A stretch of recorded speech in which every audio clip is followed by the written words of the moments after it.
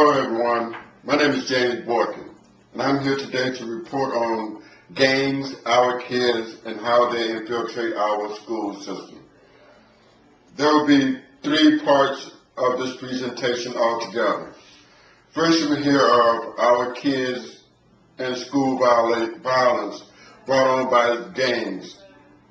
Next, you will hear about warning signs that we should watch for.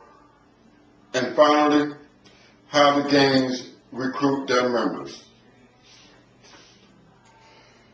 The gang members pretty much have a need to belong. An unknown author once wrote that gangs provide an alternative belief system and system of values in place of religion, family, and the school. Gangs offer our kids what we fail to provide for them. Fail to provide for them. That is in social, cultural, and economic functions when we no longer adequately perform for them. According to Irving A. Spergel, race or ethnicity and social isolation interact with poverty and community disorganization. This to account for much of the gang problem. The gang is an important social institution for low-income, male youth and young adults from newcomer and residual populations. The gangs infiltrate our system, our youth through their need. Our youth have a need for belonging, a need for society, a need to be a part of a family-like atmosphere.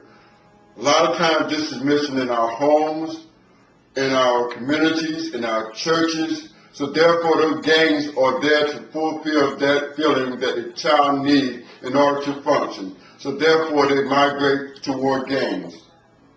Now look at how the gangs move into our schools, and that is through the community and the need to belong. Douglas Tompkins said it a different way. The presence of gang often creates an atmosphere of us versus them, which leads to many gangs going a level of credibility and increased power.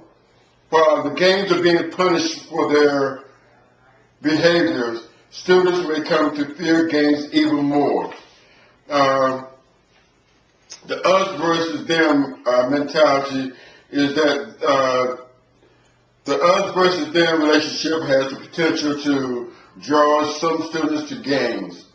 Also, gangs create a culture of fear within the students and staff. The gang members are seeking what is called the 3 R's: reputation, respect, and retaliation.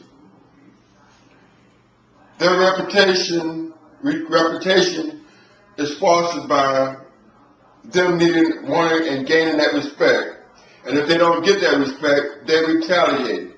If you go wrong against the gang members, they retaliate. Sometimes they retaliate in the sense of that they want to make new members by initiating them into making hits on certain criteria.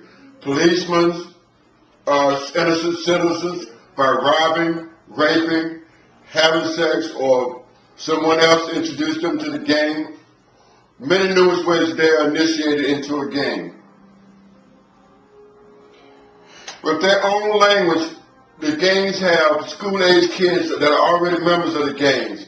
And with that and their language and their need to belong, and students in our schools needing to belong, and also with the economic and poverty levels, school kids are prone to look to someone else, or look to that need to belong, that family member, that someone or that some group that would take care of them. So therefore they look to gangs. Looking at this chart here, the statistics, the white represents White represents the low income in the 1995. The black represents percentage of income in 1989.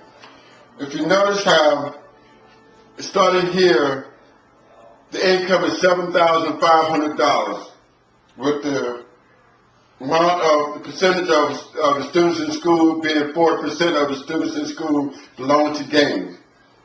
As the income goes up, the amount of students percent-wise in the schools go down. From $7,500 is the family income to about 40% of the students in gangs. When you move over here to $50,000 or more, it drops down between 20 and 30,000, 20 and 30% of the students in gangs. Gang members hurt our system, hurt our school, hurt our children. Wrapping things up, we know that gang members are seeking what society has not given them, especially the family, and that is a sense of belonging, a sense of family, companionship. Many of the members are from similar and social and economic backgrounds. In schools, they create the atmosphere of us versus them, where us is the gang members and them being the administration. With their unique language, tough initiations, the gang is tough, all tough, and will be even tougher to eliminate. Looking at some of this chart, you see some of the things. I don't know if it's clear enough, but these are the different types of initiations. These are the 3 R's. This is a percentage of gangs in different areas, from drugs to our schools. Here's some of their signs, their language mean, the alphabet. And the gang members are not totally, because they're low incomes, they have a sophisticated way of getting around the system, recruiting members, and then most of all, keeping the members and keeping them satisfied against society. It is very important that we understand that gang members prey on what we fail to give our children. Our hope system, our caring, our love, our family atmosphere is dying while the gang members are growing. Thank you very much.